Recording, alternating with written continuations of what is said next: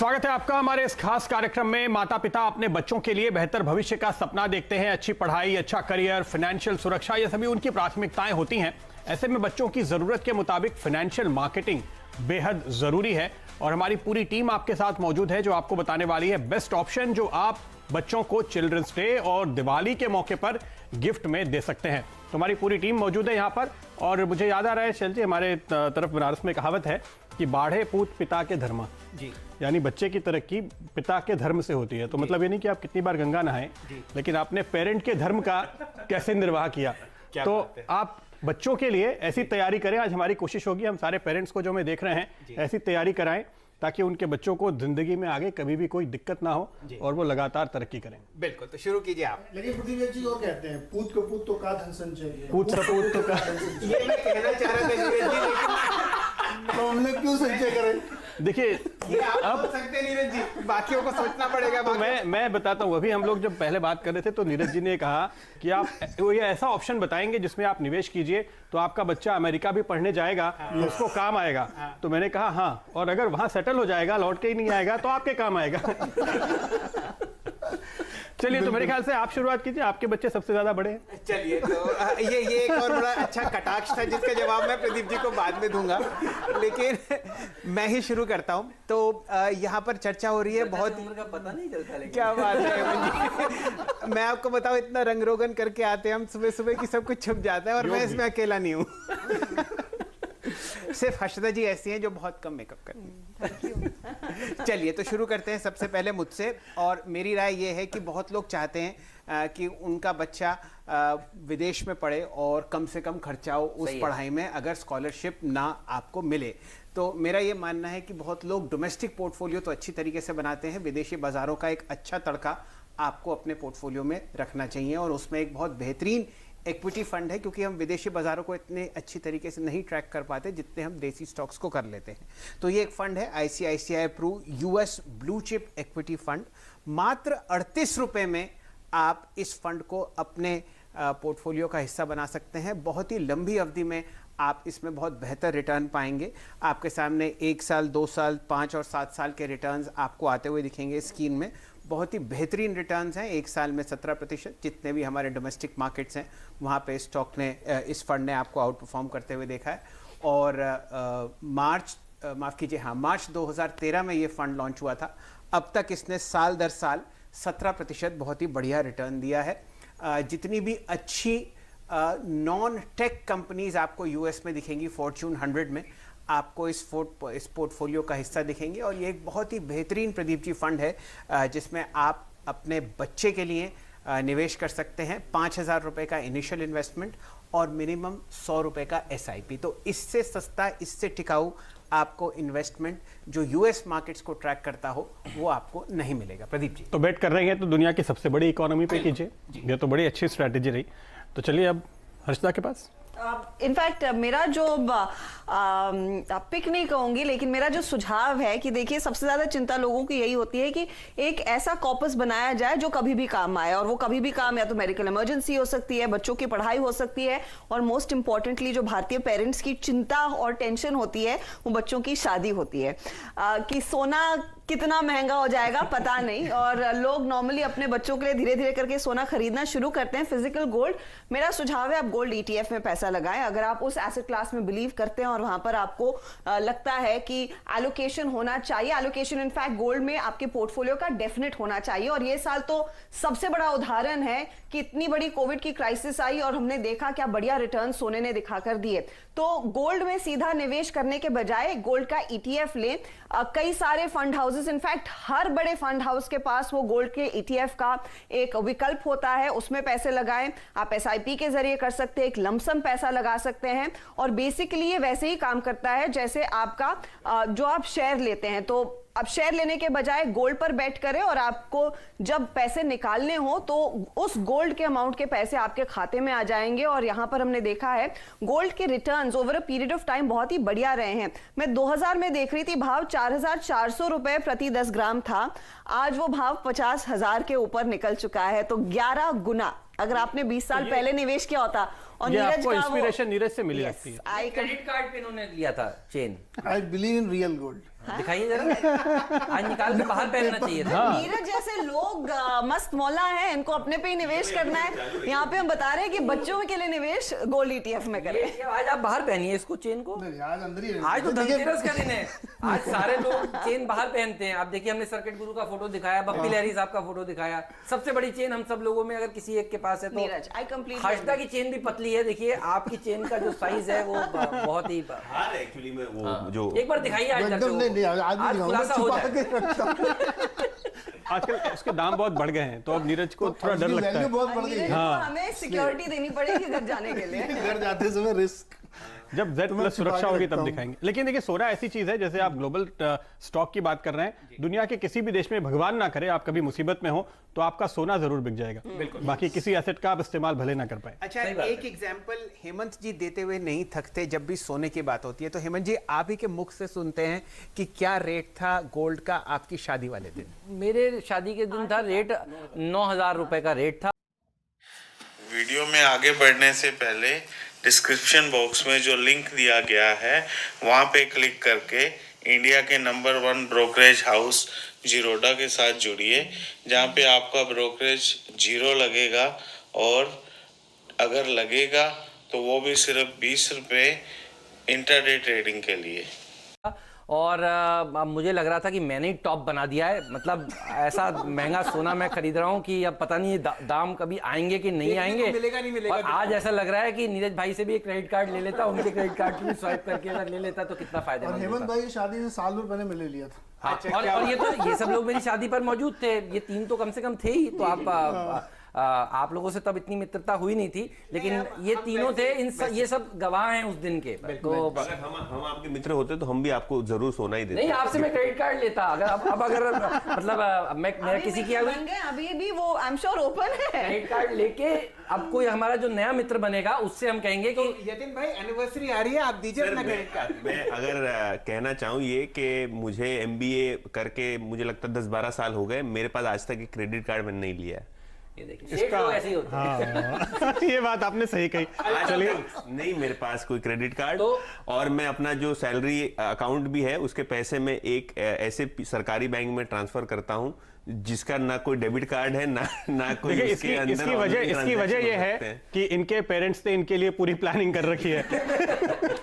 तो अब आप बताइए हेमंत, मैं आप बता क्या रहा हूं, प्लानिंग कर रहे हैं? इनको क्रेडिट कार्ड अब हम दिलवाएंगे, और वो भी दिलवाएंगे HDFC से। तो HDFC बैंक, HDFC लिमिटेड। देखिए, जब बच्चा होता है तो हम लोग कहते हैं कि सबसे बढ़िया स्कूल में जाए, सबसे बढ़िया कपड़ा पहनाते हैं।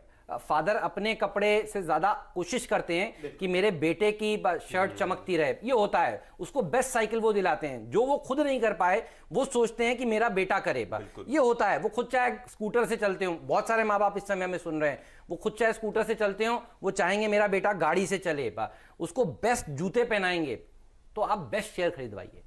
आप इससे बढ़िया शेयर है ही नहीं बाजार में। अच्छा, आप सब, मैं नाम बताऊंगा और आप सब लोग उसके बारे में बात करना शुरू कर देंगे। HDFC से बढ़िया इंस्टीट्यूशन है नहीं। बैंकिंग की अगर बात हो, HDFC ट्विंस ये मेरे फेवरेट है। बदनाम भी हूं मैं इसको रिकमेंड करने के लिए, क्योंकि जब 738 रुपए का भाव था HDFC बैंक का, जब कोविड का समय था, तब भी मैं कहता था खरीदो, और आज भी मैं कहता हूं खरीदो। जब HDFC लिमिटेड कोविड के दौर में मार्च लो में 1475 का लो लगा रहा था, तब भी मैं कह रहा था SIP करिए, और आज भी मैं कह रहा हूं SIP करिए। इससे बढ़िया कुछ भी नहीं है। अगर आपको शेयर बाजार में एक्सपोजर लेना है, पहली बार कदम उठा रहे हैं, धनतेरस का दिन है, कल मुहूर्त करना है, इन्हीं 2 शेयरों से करिए, और ये आपको अच्छा लंबा पैसा बनाकर देंगे। और प्रत्यक्ष किम प्रमाणम, ये हमने देख लिया। मार्च के लोज से आज तक के रिटर्न्स खुद कैलकुलेट कर लीजिएगा किस तरह के देखने को मिले हैं। लीडर है, लीडर की तरह बिहेव करता है, सबसे बढ़िया कमेंट्री आती है, और मैनेजमेंट का बैंडविड्थ क्या कहने। पुरी साहब गए, उनको सलाम आज भी देखिए सब लोग कर रहे हैं। शशिधर जगदीशन साहब आए, उनको भी बाजार सैल्यूट कर रहा है। तो हेमंत जी, अगर आप लंबी अवधि में देखें तो HDFC और HDFC बैंक ने सोने से बेहतरीन रिटर्न दिया। यस, तो बेस्ट स्टॉक है, सोने जैसा शेयर है। मैं हर्षदा के साथ हूं। पहला, अगर मुझे कुछ करना होगा अपने बच्चों के लिए तो मैं सोना खरीदूंगा। दूसरा काम करना होगा तो सोने जैसा शेयर खरीदूंगा। क्या? चलिए, तो अब दिल्ली चले, दीपाली के पास। जी बिल्कुल, और इनफैक्ट मैं मिस कर रही हूँ मुंबई स्टूडियो में होना, आपकी गपशप में पार्टिसिपेट नहीं कर पा रही हूँ, लेकिन हाँ वहीं जो से स्टॉक कीजिए, कोई मैंने दिक्कत चुना नहीं। है उसके प्रोडक्ट्स हम आज भी इस्तेमाल करते हैं। बिल्कुल, उसके प्रोडक्ट हम आज भी इस्तेमाल करते हैं, हमने बचपन में भी इस्तेमाल किए हैं और आजकल के बच्चे भी यूज करते हैं। और जितना सेटिस्फेक्शन इसके प्रोडक्ट्स को खाने में मिलता है उतना ही सेटिस्फेक्शन आपको मिलेगा अगर आप अपने बच्चे के भविष्य के लिए इस स्टॉक को अपने पोर्टफोलियो में रखेंगे। B for biscuits, B for Britannia, B for buy. Britannia पर नजर रखनी है, ब्रिटानिया खरीद सकते हैं अपने बच्चे के फ्यूचर के लिए। देखिए 100 साल पुरानी कंपनी है, एक जाना माना नाम है ये, और इनफैक्ट इसका मार्केट शेयर भी अगर आप अभी देखेंगे तो 50% के आसपास का मार्केट शेयर है। Tiger biscuits, good day biscuits, इनके काफी पुरानी ब्रांड्स रही हैं जो कि आज भी काफी बेची जाती हैं। डेयरी सेगमेंट में भी है कंपनी की चीज, मिल्क, दही, ये तमाम प्रोडक्ट्स आते हैं। और इंटरेस्टिंग ये है कि इंडियन मार्केट्स में ही इसकी स्ट्रॉन्ग प्रेजेंस नहीं है बल्कि ओवरसीज मार्केट में भी है। 60 देश है जहां पर कंपनी के ऑपरेशंस हैं, और नेपाल में नंबर 1 है, यूएई में नंबर 2 पोजीशन पर है।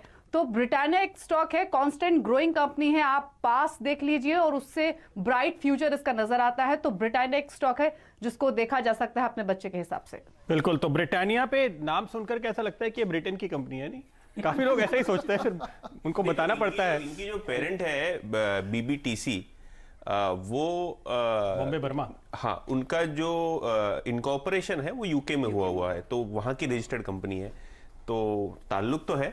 नुस्ली वाडिया साहब भी प्राय विदेश में ही होते बिल्कुल हैं। बिल्कुल बिल्कुल, तो ये रिलेशनशिप है, लेकिन ब्रिटानिया वो स्टॉक है जिस पर आपकी नजर होनी चाहिए। तो दीपाली आपको सुझा रही है, और ये सारे बच्चों का फेवरेट तो है कम से कम, इसके बिस्किट और इसके प्रोडक्ट्स, तो बच्चे के लिए आप इससे बेहतर स्टॉक नहीं देख सकते। तो यह है अगला स्टॉक जो आपके लिए आ रहा है। हमारी टीम में अभी बहुत सारे और आइडियाज आने बाकी है, वो सब आपको बताएंगे, लेकिन डायरेक्टर साहब करें कि एक छोटा सा ब्रेक ले लेते हैं, लौटेंगे तुरंत, आप कहीं जाएगा नहीं।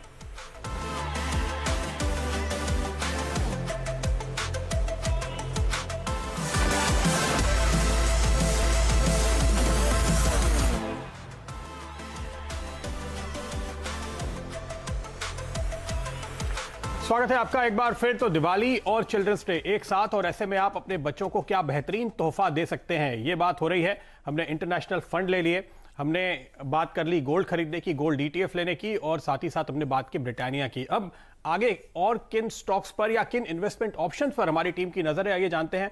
नीरज, पहले आपसे। हाँ, तो मेरा जो आइडिया है कि अपने बच्चों को ऐसा गिफ्ट दीजिए जो आपको भी पीस ऑफ माइंड दे और बच्चों की भी चिंता ना हो। पूरा मार्केट ही खरीद लीजिए आप। कितने पैसे लगेंगे? कुछ नहीं, बहुत कम पैसे। निफ्टी ETF की बात मैं कर रहा हाँ, ये हूँ। ठीक आप इंडेक्स को खरीदिए, निफ्टी ETF को। कुछ आपको सोचना नहीं है, इसमें फंड मैनेजर का इंटरफेरेंस नहीं है, लोड फैक्टर कम है, ट्रांसपेरेंसी है, दिमाग नहीं लगाना, उसी स्टॉक पे उसको पैसे लगाना है, तो इक्विटी डिस्ट्रीब्यूशन भी होता है। और इसका रिटर्न 17-18 से लेकर के 14 के बीच में पिछले 20 साल से चल रहा है। तो आपको सोचना नहीं है। इसका फार्मूला ये है कि मान लीजिए आपका बच्चा 5 साल का है या 3 साल, जो भी उसकी उम्र है, उतने हजार हर महीने आपको SIP करना है, और उसमें 5% का इंक्रीमेंट एवरी ईयर लगाना है। तो समझ लो आज आपका बच्चा 5 साल का है तो 5-5 हज़ार रुपये हर महीने डालिए, अगले साल उसमें इंक्रीमेंट करिए 5,000 रुपये के, और फिर लगाइए। अगर आप बहुत रिच हैं तो 5 के मल्टीपल में कर लीजिए। क्या बात है। जब वो बच्चा 25 साल का होगा, 20 साल का, तो वो अमेरिका में पढ़े, कहीं भी पढ़े, केलॉग यूनिवर्सिटी में पढ़े, पैसे की जरूरत नहीं पड़ेगी। तो इसलिए निफ्टी ETF में लगाइए, पीस ऑफ माइंड है, दिमाग पर जोर नहीं आप देना। फंड मैनेजर को पैसा दे रहे हैं, उसके हाथ भी बांध दे रहे हैं कि पैसे यहीं लगाओ। अगर आपको ऐसा लगता है कि फंड मैनेजर आप बहुत अच्छा बेटर कर सकता हो, शैली जी ने जो ऑप्शन बताया उसमें भी आप जा सकते हैं। और ये वो व्यक्ति हैं जो सुझा रहे हैं जो सुबह 3 बजे उठ के 2020 की टीम बनाते हैं, पूरी छल्ली निकाल के। देखो इस पे 2020 का फंड एक दिन लॉन्च करेंगे, बिल्कुल उस सुनामी फंड में होगा। पैसा लगाइएगा, उस फंड में उससे ज्यादा पैसा बनेगा, ये बात पक्की है। बाजार को भी 2020 beat फंड करेगा। होगा। जब मैंने ये आइडिया दिया तो मेरी बड़ी आलोचना कर रहे थे यतिन भाई। क्या नहीं, मैं आलोचना नहीं कर रहा था, मैं आपको ये बता रहा था कि आपने गोल्ड ETF बताया, आपने निफ्टी ETF बताया, शेर जी ने एक फंड बताया, तो एक पौधा भी लगा सकते हैं साथ में, कोई फल का, जैसे अमरूद का हो, आम का हो, ये वही पौधा है। पपीते का हो, हेल्थ भी सही रहेगी उससे। देखो ये वही 3 पौधा है। साल बाद जो है, और आज हर आप- साल हर जो उम्र है उतने आप झाड़ लगाइए। नहीं तो ये उसी पौधे को मैं कह रहा हूं, आज आप आम का पौधा लगाइए, पेड़, वो 20 साल बाद खूब सारे आपको फल देगा। नहीं, 3 साल वैसे में इससे देता अच्छा भी एक आइडिया है मेरे पास, लेकिन वो लिस्टेड नहीं, इसलिए कैसे बताऊं मैं। आप जमीन खरीदिए, भारतवर्ष के किसी गांव में, किसी शहर में, खाली उसके आसपास नदी नहर होनी चाहिए। 20 साल में वो आपको कम से कम 20 गुना रिटर्न देगा। लैंड होनी चाहिए फ्लैट, बंगलो, ये सब कुछ नहीं, बैरन लैंड फर्टिलाइजर। ये रायबरेली में बगीचा भी लगा रहे हैं, ये बता नहीं रहे हैं, ये उनका प्लान भी है। जगह क्लीन है कि नहीं? हाँ, टाइटल वो तो खैर करना पड़ेगा। तो यतिन भाई आप क्या कह रहे हैं? तो देखिए, आप सभी ने ऐसे ऐसे तथ्य दिए हैं, किसी मतलब डिफेंसिव पोर्टफोलियो बनाइए, क्वालिटी पोर्टफोलियो बनाइए। मेरा थोड़ा फोकस मिड कैप पे रहेगा, क्योंकि थोड़ा बहुत मिड कैप एक्सपोजर अगर रहेगा तो हाई रिटर्न की उम्मीद है, तो आप भी तरक्की करेंगे, बच्चा भी तरक्की करेगा, पोर्टफोलियो भी तरक्की करेगा। और देखिए, बच्चे हैं तो ध्यान रखना जरूरी है ना, तो केयरिंग पोर्टफोलियो होना चाहिए। और मेरे शेयर का नाम ही केयर है, तो केयर रेटिंग जो है, पिछले दिनों ही क्वार्टरली रिजल्ट आए, बहुत बम्पर नतीजे आए, और इसके बाद काफ़ी सारे ब्रोकरेजेस ने यहाँ अपनी अर्निंग्स एस्टिमेट्स अपग्रेड की। देखिए, नया मैनेजमेंट आया है, जो पुराना मैनेजमेंट है वो बाहर है, नया मैनेजमेंट आया है और बहुत अच्छे से टर्न अराउंड प्लान को इम्प्लीमेंट कर रहे हैं। जो इनके बिजनेसेस में प्रॉब्लम है वहाँ ये लोग वापस से रीबिल्ड कर रहे हैं, अपना मार्केट शेयर बढ़ा रहे हैं। तो बिजनेस पॉइंट ऑफ व्यू से मार्केट शेयर बढ़ाने पे कंपनी का फोकस है। अच्छा, अगर आप इनके जो रेटिंग्स बिजनेस को देखें तो कोविड के हिसाब से थोड़ा बहुत इंपैक्ट हुआ, लेकिन जैसे जैसे इकोनॉमी बड़ी होती है, जैसे जैसे डेट इशुएंसेस बड़े बड़े होते हैं, उस हिसाब से रेटिंग का बिजनेस काफ़ी अट्रैक्टिव है।